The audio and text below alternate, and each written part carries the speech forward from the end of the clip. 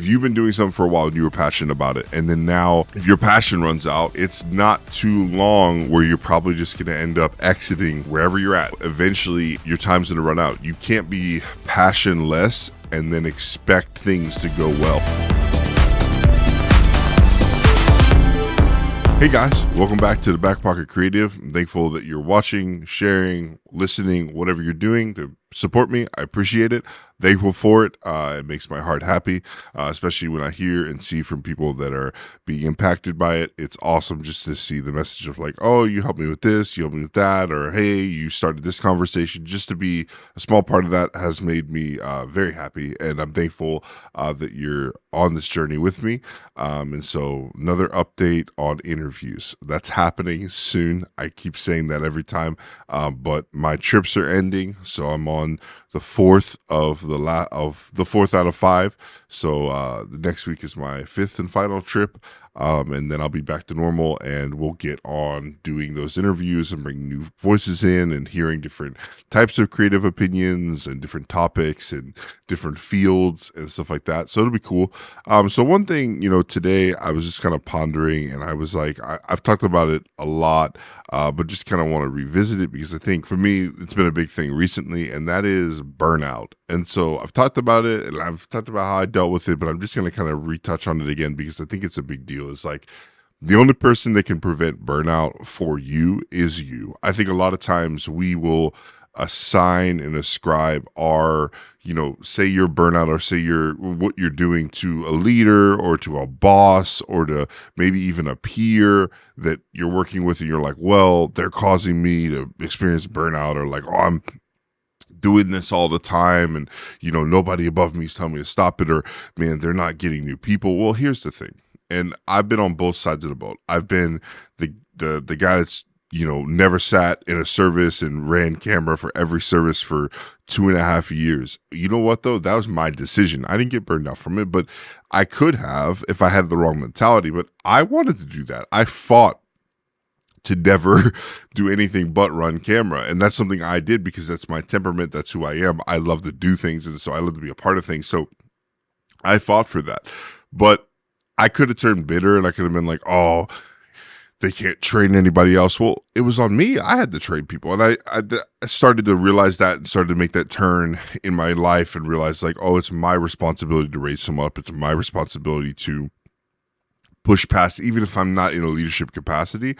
I can still lead the way. I can still show people what to do. I can still be a leader, even though I don't have a title, because if you know me, I just don't care about titles. Like, oh, I'm the this of that, or I oversee this. Like, okay, whatever. I don't really care. Like, show me that you're that person. Because you show me a title and I'll show you somebody that works way harder than that title and that deserves the title more. And it's like, so I don't respect your title. Just because you have a title doesn't mean anything, especially in the creative world. I don't care what you're the director or producer of. You got to show me that you're actually doing it and doing your job and not depending on a bunch of other people to do their job. Because I've been on sets where it's like somebody has a title and somebody's lording over everybody. And if they don't do their job, it never gets done. And why doesn't it get done? It's because the person that's in charge of them doesn't care.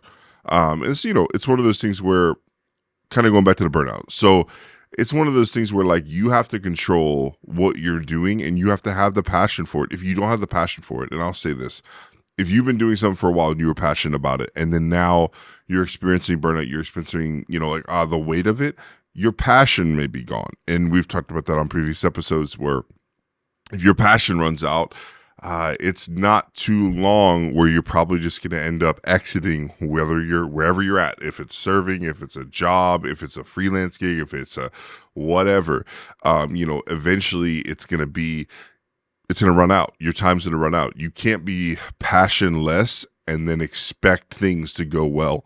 And so one thing is, like I've said, is the one thing I wish, and I've talked about it before, but like when I was going through transition and I lost my passion for what I was doing, one thing I wish I would have done is taken a step back, taken somewhat of, sabbatical 2-3 weeks and like really focused on what I was wanting out of it and what I wasn't getting and really repaired that and then tried to go forward. But the one thing I ended up doing was just kind of stepping back entirely. And I still was giving maximum effort while I was at the place, but I just wasn't going forward anymore because of a lot of different reasons. And at the end of the day, it's on me. It's on me to go forward. It's on me to change things. It's on me to diagnose what's wrong. If I'm not happy with a situation, whether it's volunteer work, whether it's contract work, whether it's full time, I have to step back. I have to be the person that goes as the creative. Okay, why am I not enjoying this anymore? Why am I experiencing maybe burnout? Why do I feel like I'm maybe the edge of burnout? Why do I feel like the people around me are being burnt out and I'm not? Because that's another thing. If you're in a situation where everyone around you is being burned out, everyone else is leaving, you've got to figure out what's happening on that level. Number one, so it doesn't get to you, but number two, so you can help people. Because, like I said, we have a responsibility to help people that are alongside us that are maybe experiencing bad mindsets, and that's leading to burnout. Maybe they're experiencing burnout, and it's because of a misunderstanding with a leader. We'll help them understand what that leader meant. Be an extension of your leader, be an extension of where you're at, and dive into, okay, why is this person feeling that way? I was in the same meeting. Why did they interpret something that I didn't? Am I wrong or are they wrong? If they're wrong, then show them your perspective. Show them, hey, you know what? That's not what was really said. You heard it because you were hurt. You heard it because you wanted to hear something that wasn't said, and you wanted to have an offense. There's a lot of different ways that we experience burnout, because a lot of times we hear things that we expect people to say and they never said it. And we're like, oh, I can't believe they'd say that, or I can't believe they say it that way. And it's like, well, they didn't mean that. They were just trying to express something that was happening in the moment. And, they made a mistake and they said something that they probably regret. And if you talk to them, they probably could clear it up for you. And I think a lot of times, this is all I'm trying to say. I think a lot of times burnout is internal and not external.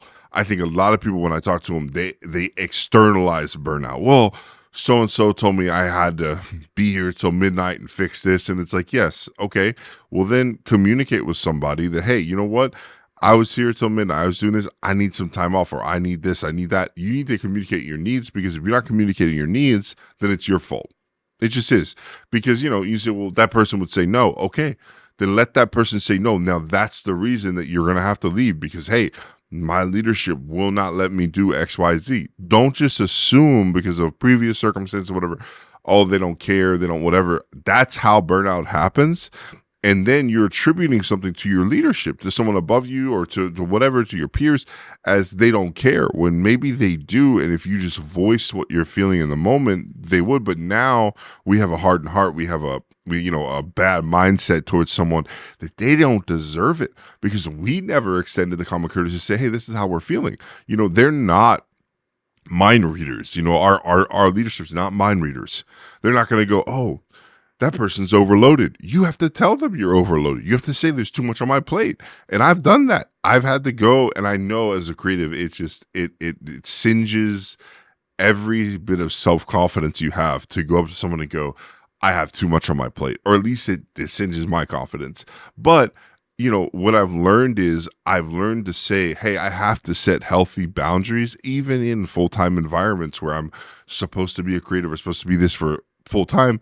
There still has to be boundaries, because, if you've worked in the church world and you worked in, or any big production, big deadline oriented businesses, deadlines are more important sometimes than living, breathing people, because, hey, we got something to get to. We have to get to this. We have to get this. And it's more important than anything. Well, at some point you have to voice, hey, look, it's great that we're working on this project. I'm gonna have to drop some of these other projects so I can focus on that. You have to just express that, because no one's going to know but you. No one knows your load capacity. Nobody knows what you can carry but you. And the truth is, our leadership will keep putting stuff on us. And, you can say, oh, they should be more mindful. And maybe they should, but they also have a life. They also have a family. They also have bigger decisions they're having to make than you. And so maybe they're putting things on you because, hey, they didn't say it's too much. They keep doing it. They're churning it out. They're doing a good job. They seem like they're happy. Let me keep putting stuff on them, putting stuff on them, putting stuff on them. And then you're sitting here going, I can't believe they just gave me this project. And realistically you're seeing it negatively, and now you're going to experience burnout from it. But in reality, they see it as a positive. They see it as, hey, this person can push forward. This person can do what I want them to do, because, hey, maybe they have people that are unreliable and they feel like you're the most reliable person. Well, go to them, tell them, hey, this is too much, because then what will happen is, because you're reliable, because you have a good track record, because you're doing well, then they'll be like, okay, well, let's reassess. Let's make it so you can be efficient. I think we just put a lot of times our responsibilities on our leadership or the people around us. And it's like, that's not how it should be. We shouldn't have these lofty expectations that other people are going to be thinking what's best for us. We have to think what's best for us as creatives, as anybody, as employees at anything. You have to figure out what's the best for you, because if things, and a lot of times as creatives, things are going to encroach in your personal life, and that's okay for a season. You signed up for it. That's part of the job. But there's sometimes it encroaches on things, and it's like, it needs to now not encroach now, and we need to back up, and we need to fix this. And that's something you have to vocalize. You can't expect your leadership or your boss or your manager or your overseer or supervisor to see that. You're the only one that knows what you are from the time you wake up to the time you go to bed. You're the only one. You're the only one that carries your family stuff, your personal stuff. You're the only one. So how is anyone else going to know? How is anyone else going to know you're experiencing burnout? And I say that from a volunteer perspective, because I've been there. I say that from a contractor perspective. I've been there. I say that from a leadership perspective of me having to delegate projects and having to try to read minds and see if someone's mad at me because I'm delegating things and seeing, is that too much? I've seen it from being delegated to from a full-time employee perspective, and sitting there and there's 35 projects on my desk that all are required to be done by next week. And it's like, are you kidding me? I've been on all sides of it, so I understand it. So the biggest thing is, make sure that when you're experiencing burnout, you feel like you're experiencing burnout, you feel like you might experience burnout, or you feel like you've lost the passion and you're close to burnout. Assess why, have the conversations necessary, and don't just quit just to quit. Don't just walk out just to walk out. Have those meaningful conversations with yourself, the inner dialogue, and then also go try to fix it before you throw the baby out with the bathwater. So thank you for joining, and I'll see you next week.